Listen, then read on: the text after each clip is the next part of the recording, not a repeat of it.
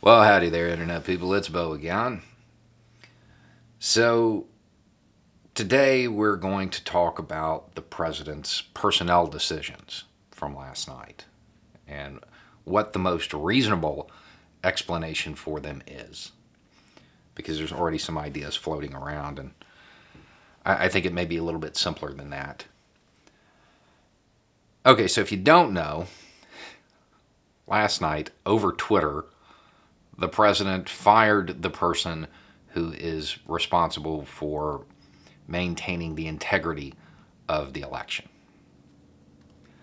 This is a person who debunked a lot of the president's baseless claims because that's his job.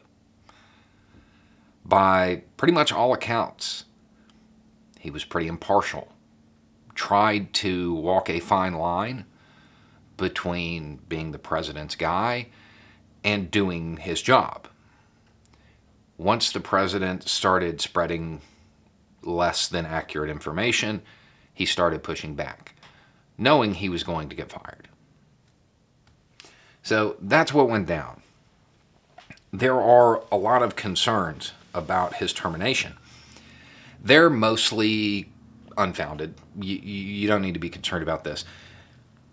His job was a clearinghouse job.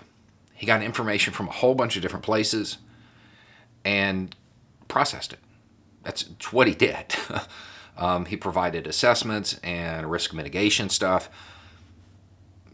The point is that terminating his employment does not change anything. The documentation that he used all existed in other places.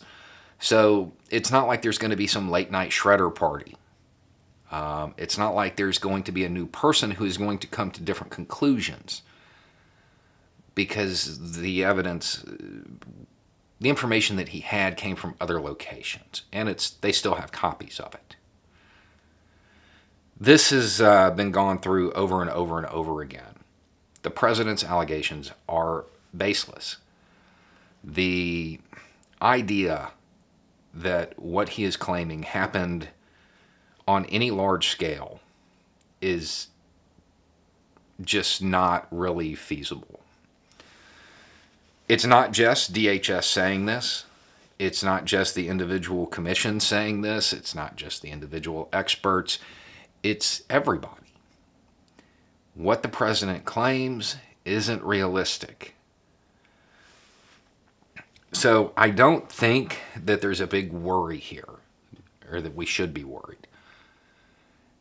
That position doesn't have a lot of control over the outcome of the information. He could theoretically put somebody there who could cherry pick information and attempt to cast it in a light favorable to the president. But number one, that's going to take a lot of time. And number two, there's really not enough supporting even isolated incidents to support the president's claims. The most reasonable explanation for this is not that the president thinks that there will be a change in outcome. The most reasonable explanation is that he's just petty and vindictive. That's the most likely explanation for what just happened. This guy was fired because he didn't do what Trump said. It's really that simple. I don't know that we should put a more sinister motive to this, because I really think it's just the president showing his true colors and showing exactly how petty he is.